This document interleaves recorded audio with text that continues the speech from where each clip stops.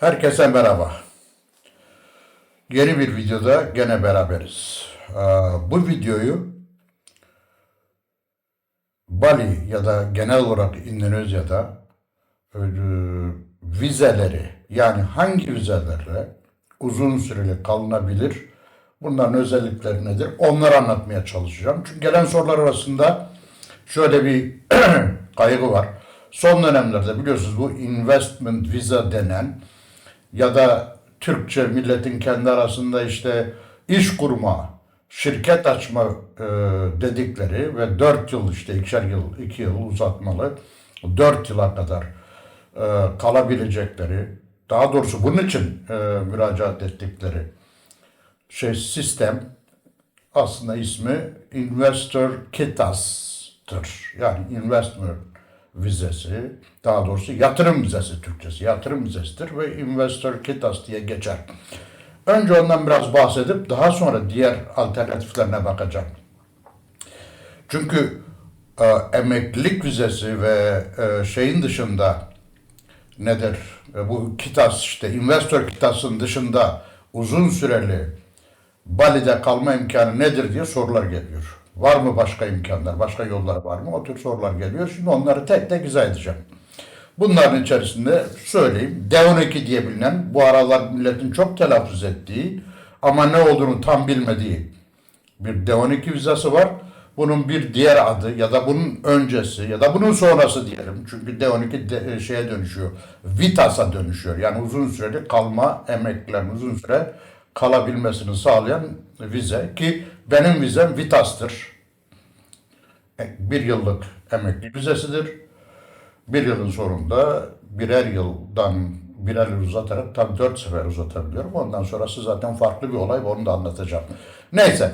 Şimdi önce bir göstereyim. Şu investment vizesi diye bize anlatılan bildiğimiz şey nedir?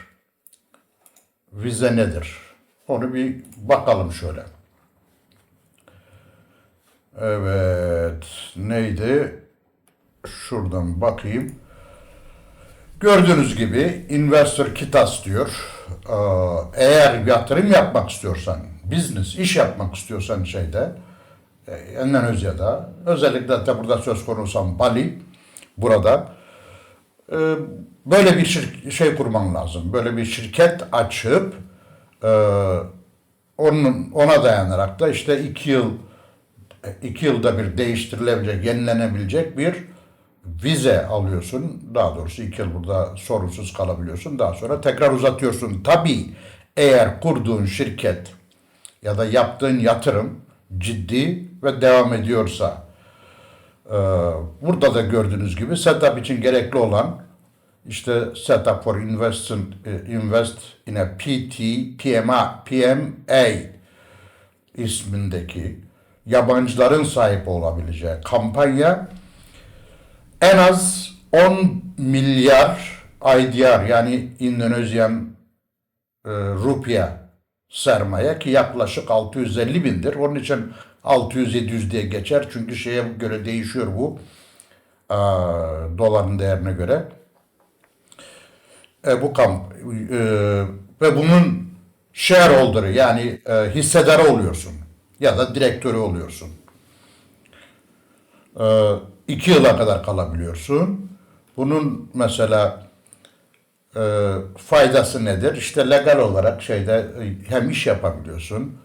Multiple entry dedikleri yani birden fazla giriş çıkış hakkına sahip oluyorsun. Ve buradan hareketle ileride kitap dedikleri permanent vizaya yani sürekli vizaya geçebilme imkanına kavuşuyorsun. Peki kötü taraflar ya da hoş olmayan tarafları nedir ya da istenmeyen taraf nedir? Ya da zor olan taraflar diyelim. Requires legitimate business setup. Yani adam gibi doğru dürüst bir business setup yapman lazım. Yoksa bizim Pinokyo'nun söylediği gibi kur şirketi, al evi, al arsayı, al vizeyi, gerisini merak etme işi değil. Must pay taxes and submit report. Yani her seferinde mutlaka hem tax vereceksin, vergi vereceksin, hem de iş raporu vereceksin. Olay bu. Şimdi bunu niye anlattım? En başta niye aldım bunu? Çünkü bunun aslında sırası en başta değil. Ben esas D12'yi anlatmaya, D12 ve emekli vizesini anlatmaya çalışıyordum. Bunun böyle yapmamın sebebi bir şu en çok konuşulan, bugüne kadar en çok üzerinde konuştuğumuz, en çok milletin bildiği sistemi tanıtmaktı. Burası tamam. Şimdi buradan şeye geçebiliriz. Dediğim gibi buradan asıl konuya geçebiliriz. Asıl konumuz neydi? D12 vizesi. Peki. D12 vizesi ne demek? Aslında emeklilik vizesinin yani retirement vizesinin adı D12. Bu ne veriyor bize? Yani nasıl bir hak sağlıyor? Diyelim ki D12 aldınız. Şöyle bir tekrar göstereyim. Okay. Stay visa yani VITAS bir anlamıyla emeklilerin özellikle emekliler için ayarlanmış, hazırlanmış 55 normalde 60 ama 55 yukarısı kabul ediyor. 55 yaşından sonraki herkes emeklilik vizesini alabilir. Yani onu alma hakkı vardır. Ve özel olarak yabancı emeklilerin içinden uzun süreli olarak Endonezya'da kalmak isteyenlere ama çalışmadan ve business yapmadan yani iş yapmadan, kendileri de çalışmadan kalıp yaşayabilmeleri için kullandıkları uzun süreli en çok da kullanılan vizedir. Bunun biraz detayına girelim şimdi. Ne diyor? Breakdown yani parça parça izah için. Amaç emekliler 60 üzeri ve bazen diyor 55 üzeri depending on policy yani o anki sponsorun size sponsor yapacak olanın şeyine göre değişebilir ama ben biliyorum 55 ve yukarısı sorunsuz emekli vizesi alabilir. Uzun süreli Bali'de ya da işte Endonezya'da kalma hakkı verir size ama gene hatırlatıyorum çalışmadan without working allows you to stay long term in Indonesia yani senin Endonezya'da uzun süre kalmana müsaade ediyor including Bali dahil without working or starting business yani çalışmadan ya da bir iş kurmadan bu şekilde kalmanıza imkan veriyor. Şartları da ne diyor? You must not engage in any paid work ya da ticaret. Yani senin ödenmiş hiçbir işi başlatmaman lazım. Yani onunla ilgilenmemen lazım, yapmaya çalışmaman lazım. Bir de herhangi bir gelir getirecek aktiviteyi yapmayacaksın. Şartlarından biri bu. Peki şey ne? Yani bunu almak için requirement yani gerekli şartlar ne? Biraz değişebilir diyor Immigration Office'ine göre ama minimum age yani en düşük age 60 plus ama bu local bazı bölgelerde demek değişebiliyor ama 55 artı tamamdır. Yani ben biliyorum Bali'de 55 yaşı ve üzerindeki insanlar bu vizeye müracaat edip gerekli bilgileri, gerekli belgeleri ve şartlar yerine getirerek vize alabilirler. Proof of pension income yani emekli gelirin olduğunu ispatlayacaksın. En az ayda 1500 Amerikan doları diyor. Ya da buna eşit, buna denk bir gelir.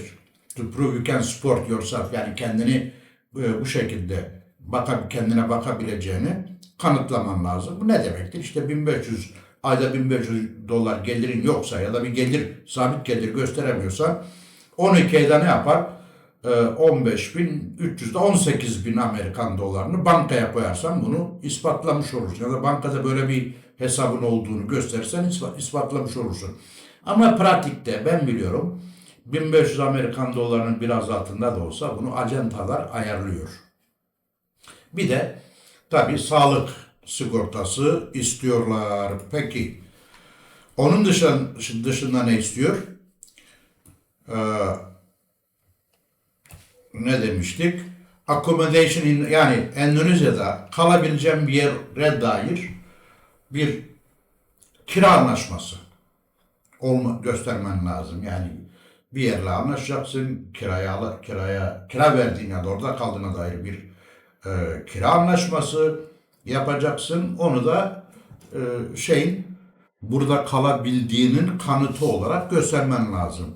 Bir de local yani yerli sponsor e, bulman lazım ama diyor ki must use a licensed retirement visa agent. You cannot self-sponsor. Bunun anlamı ne? Mutlaka kayıtlı, lisanslı bu işleri yapan bir acentayla bu sponsor işini halledeceksin. Yani bu şu ne demektir? Eğer birileri size derse ki ya ben hallederim bu işi derse bilin ki o bir acentayla çalışıyor. Yani kendisini yapabilme şansı yok. Bazı yerlerde domestic staff dedikleri yani size yardım edecek, yardımcı, şofördür, evde bakım yapacak bir kişidir, yemeğinizi yapacak bir kişidir, temizliği bilmem şunu yapacak, housekeeper falan filan diye bir yerel bir işçi çalıştırmanız istenebilir. Ama bunun e, yani ben vize aldığım zaman kimse bana bunu sormadı. Büyük bir ihtimalle de acenta onu kendisi halletti. Varmış gibi gösterdi ya da gerek yok. Benim durumumda, benim şartlarımda istemediler bilemiyorum. Yani bu da her sene yenilenebilir. Senede bir up to 5 years yani 5 seneye kadar diyor. Yenileyebilirsin her sene. Ve 5 yılla geldiği zaman aslında sen permanent vize içinde eligible yani uygun hale gelmiş oluyorsun. 4 sene uzattıktan sonra 5. sene permanent kalmak için başvurabilirsin ki bu vizenin adı da kitaptır.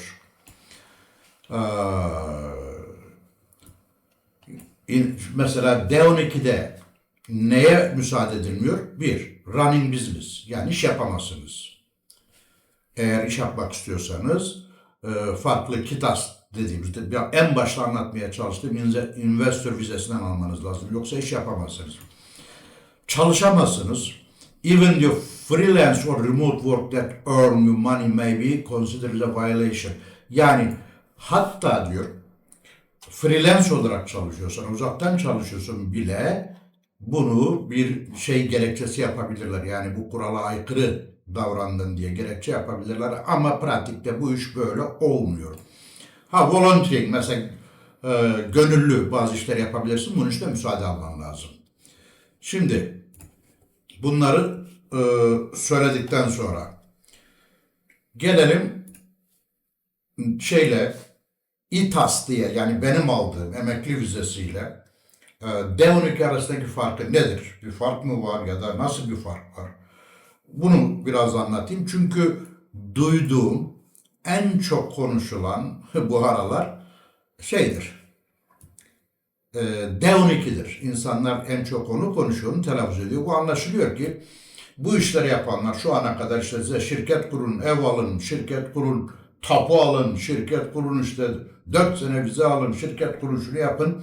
Ama bana da verin mi 5-6 bin diyenlerin başvuracağı yöntem. Size bundan sonra da D12'yi önerecek. Diyecek ya D12 var daha iyi hem daha ucuz. 5-6 bin dolar vermenize gerek yok. Bana 2 bin dolar verin ki maliyeti ben biliyorum. Bana maliyeti Avustralya parasıyla 450 dolar ki bu Amerikan dolarla 350'ye falan gelir. 300-350'ye gelir. Hadi diyelim acentadan acentaya değişti. Bazı acentalar kendi komisyonu biraz yüksek istedi diyelim. Hadi olsun 400 dolar.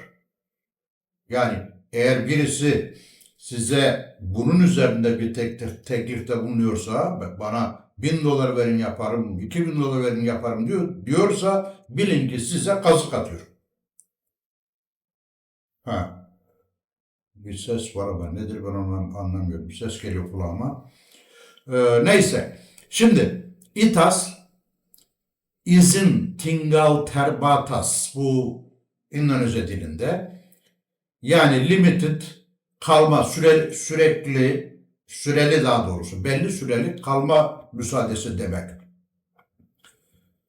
Yani bu sana legally, yasal olarak Endonezya'da e, yaşama ve kalma hakkı veriyor ve bunu uzatabilme hakkı veriyor.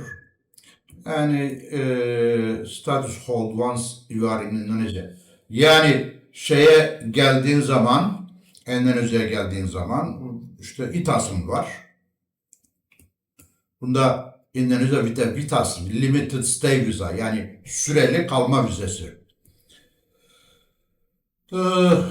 Yani değişik kategorilerde geliyor. Like retirement, work, investment, spouse, whatever. Peki D12 ne? Şunu da göstereyim. D12 neymiş? Şöyle bakalım. What is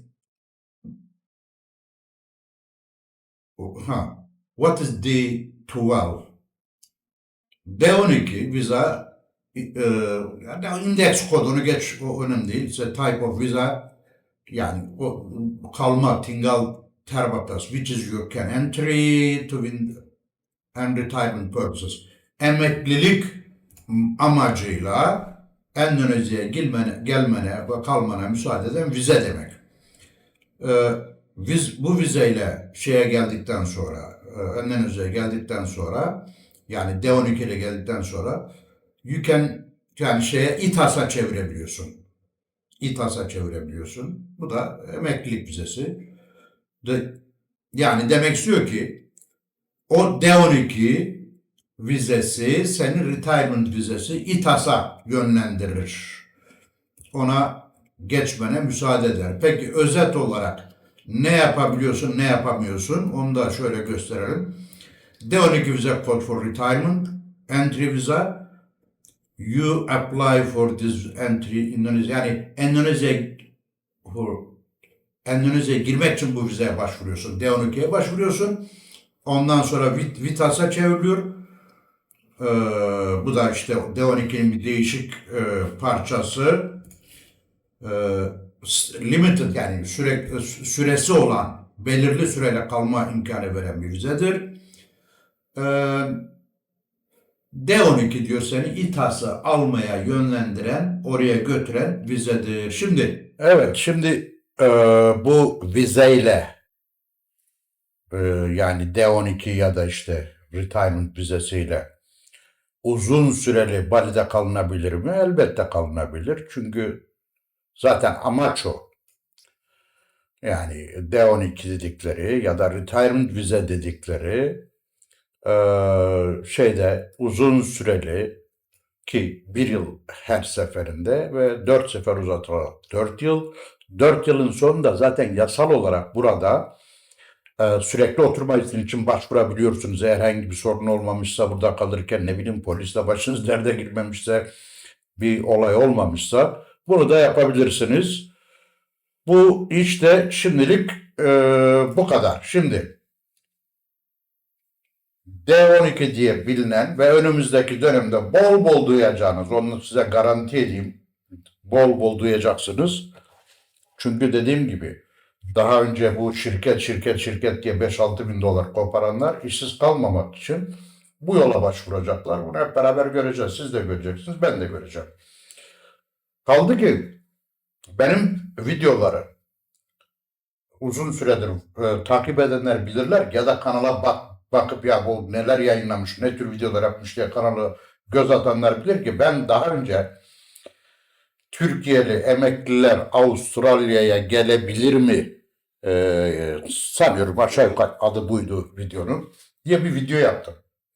O videoda anlatmıştım bu emeklilik vizesini ve Türkiye'den eğer 1100-1200 dolarlık bir gelir sağlayabiliyorsanız ya da bunun karşılığı 18 bin dolar kadar ya da ona yakın. Çünkü hep ya da diyorum, yasal olarak 18 bindir ama acentalar ona yakın rakamları bir şekilde ayarlıyorlar.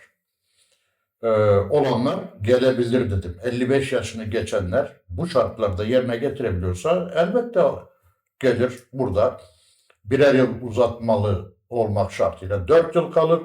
4 yılın sonunda da zaten sürekli kalma vizesi için, yani kitap dedikleri, hani kitaptı zannediyorum. E, Başvurup kalabilirler. Bu mümkün. Şimdi bu D12 ve emekli vizesini biraz anlattıktan sonra geleyim öbür soruya. En çok sorulan diğer soru. Bana deniyor ki ya benim yaşım 55 değil. Yani 55 yaşında değilim. Peki ben bundan faydalanamam. O zaman başka seçenek var mı? Yani var mı başka bir yolu gene uzun süreli şeyde kalmak için, valide kalmak için? Varsa nedir? Ona geçelim. Şimdi second home vize dedikleri bu yeni, yani son dönemde çıkartılan ama çok da popüler olan bir vize. Sadece bir problemi var, onu da söyleyeceğim. Daha doğrusu yazıyor zaten orada, İngilizce anlayanlar göreceklerdir de, 130 bin dolardan bahsediyorum. Digital nomad ve yani maddi olarak sorun olmayan insanlar için 55 yaşından aşağıda olsa en uygun vize bu. Ne gerektiriyor? Yaş sınırlaması yok. Şunu bir açayım. Yaş sınırlaması yok. No age restriction diyor. Peki. Must have proof, yani mutlaka ispatlamanız gereken 2 milyar İndonezya rupiyası kadar paranız olduğunu ispatlamanız gerekiyor. Bu da 130 bin Amerikan doları civarında bir para yapıyor. Ya da Endonezya'da size ait property, yani mal, ev, kiralık da olsa 10-15 yıl, 20 yıl, çünkü o da size ait sayılıyor. Öyle bir şey olduğunu ispatlamanız gerekiyor. 5 yılla 10 yıl arasında geçerli olan, yani en az 5 ya da 10 yıl geçerli olan bir malınız olduğunu, kiralık da olsa size ait bir yer olduğunu göstermeniz lazım. Ondan sonra bunda da iş ve şeye müsaade edilmiyor. Business yapmanıza, yani iş derken çalışma, gidip fiilen çalışma ya da iş sahibi olmaya müsaade etmiyor. Peki amaç ne? Yani iyi tarafı ne daha doğrusu? En uzun, yani long stay duration, en uzun süre kalma imkanı veriyor. Şöyle bir değiştireyim şunun şeyini. Değiştireyim. Longest stay duration, yani en uzun süre kalma imkanı veriyor. No need to renew yearly, her yıl değiştirmeye, yenilemeye gerek yok. Income gerektirmiyor, yani nedir? Gelir sormuyor. Çünkü 130 bin dolarlık bir paranız ve bankada paranız olduğunu ve Endonezya bankasında olacak tabii. Veya işte Endonezya'da size ait bir mülk, bir kiralık da olsa, uzun süreli tabii, bir yer olduğunu ispatlamanız gerekiyor, göstermeniz gerekiyor. Family, yani aileni getirebilirsin. Bu da faydalı tarafı. Peki şeyi ne? İyi olmayan tarafı ne? Yüksek financial, yani yüksek maddi depozit gerektiriyor. Nedir bu yüksek maddi depozit? İşte 130 bin dolar. Bir de çalışamazsınız. Bunu da böyle anlattıktan sonra geçelim bir sonraki vize çeşidine. Onu anlattık bak. Investment kitas. Baştan söyledim. Zaten uzun zamandır tartıştığımız vize budur. Onun için bunun üzerine konuşmayacağım. Anlatmayacağım bir şey. Yani 600-700 bin dolar. Şöyle göstereyim. 650 bin, 700 bin civarındaki 10 milyon rupiya ne tutarsa. Onun için ben bunu geçeceğim. Geçelim bir sonrakine. Peki bir de ne olabilir? Social Cultural Visa, yani B211A diyorlar. Evet, bu Social Cultural Visa Index B211A diye bir vize var. Bu uzun süreli değil. Fakat uzatılabilir. E, Bu şey için güzel bir vize. Yani gelip burayı tanımak, öğrenmek, şartları nedir, yaşanır mı, benim istediğim yer mi, bana uygun mu gibi şeyleri, konuları inceleyip öğrenmek için iyi bir vizedir. 60 gün başlangıçta 6 aya kadar uzatılabiliyor. Bir İndonezyalı'nın ya da İndonezyalı organizasyonun sponsor olması lazım. Daha çok işte kültürel değişim ve öğrenmek için kullanılabiliyor. Kolay, alınması kolay ve kısa süreli yani orta süreli diyelim, kısa demeyelim de iyi bir seçenek. Bazı remote yani uzaktan çalışanlar bu şeyi seçebiliyorlar. Şöyle göstereyim. Not technically for living long term, yani aslında uzun süreli burada yaşama vizesi değil ama gene iş yapamazsınız, çalışamazsınız. 6 haftadan sonra 6 aydan sonra da tekrarlaman lazım. Yani çıkıp girmeniz lazım. Bu da böyle bir vize. Peki son olarak bir vize bir vizeden daha bahsedeyim. Aslında henüz çıkmış bir vize değil. Bu da Digital Nomad vizesi. Coming soon, yani yakında çıkacak. Bu üzerine çalışılıyor, geliştiriliyor. Endonezya böyle bir vize vermek istiyor. Çünkü şey biliyor. Yani buralarda bir sürü nomad dedikleri, uzaktan çalışan ya da digital nomad dedikleri, digital göçebe dedikleri, uzaktan çalışan, parasını bu şekilde kazanıp Bali'de kalmak isteyen insanlar olduğunu biliyor. Onun için de böyle bir vize üzerinde çalışılıyor.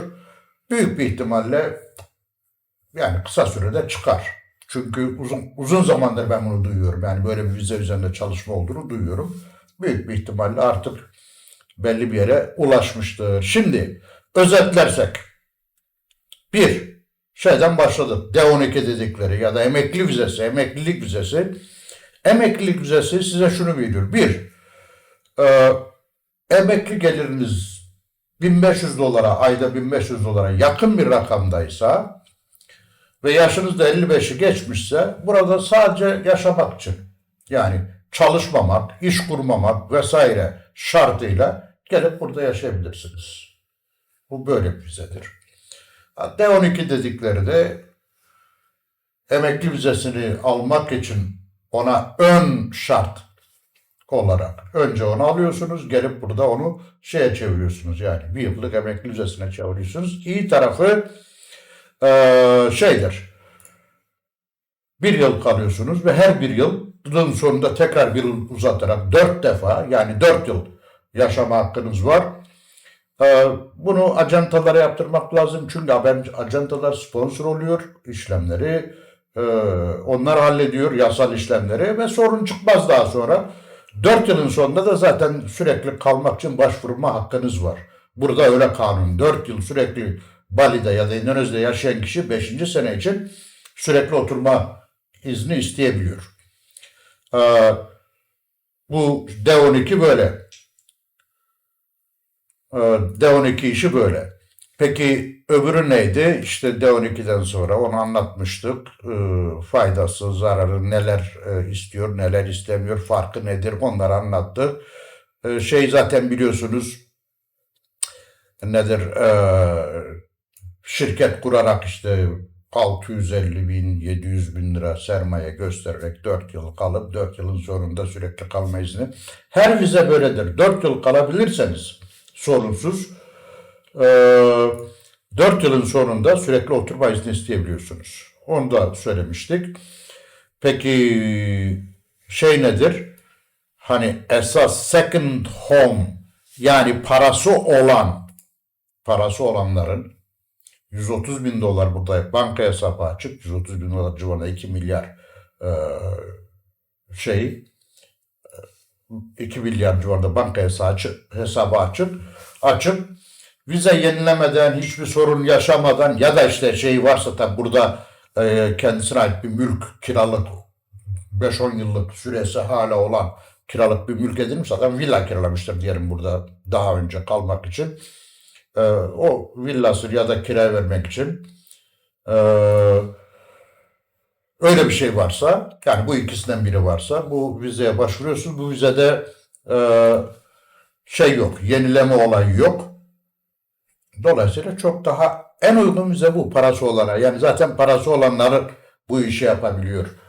Yoksa bu vize bu kadar güzel olmasına rağmen diğer insanlar niye başvurmasın? Yani çünkü aileni getirebiliyorsun, uzun süre kalıyorsun ve yenileme şeyin yok. Yani her yıl gidip yenileme durumu yok. O anlamda böyle bir avantajı var. Yani kısaca şöyle söyleyeyim. Eğer emekli vizesini kullanamayacaksınız yaşınızdan dolayı, sizden bir 130 bin dolar civarında ya da 130 bin demeyelim. Çünkü bu kur farkı değişebilir. Artar, düşer bilmem ne, ama 2 milyar Endonezya rupiyası hesabı açmanız lazım. Olay bu. Bunu da tabii herkes yapamaz. Bu da ayrı bir konu. Onun dışında işte kültürel değişim şey var. O çok uzun süreli değil. 6 aya kadar uzatılabiliyor. Çıkıp girip tekrar bir 6 ay kalınabiliyor, ama bunu zaten turist vizesi de alabilirsiniz 6 aylık konsolosluk üzerinden. Ya da 2'şer aylık alıp onu 2'şer ay uzatarak 6 aya çıkarabilirsin. Yani çok bir vize değil, yani böyle cazip bir vize değil, öyle söyleyeyim. Bir de işte çıkacak diyorlar. Uzun süre üzerine çalışılan dijital nomad vizesi. Eğer bu çıkarsa yani işte 6 ayla 5 yıla kadar şey verecek. İmkan verecek. Kalma imkanı verecek. Bunları söylemiş olayım vizelerle ilgili.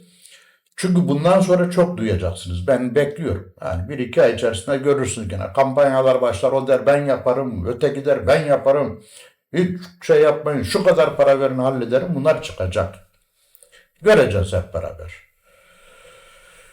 Bu videoyu biraz da bunun için, ön almak için yaptım. Yani yarın millet yalana başlayacak. Üfürmeye başlayacak.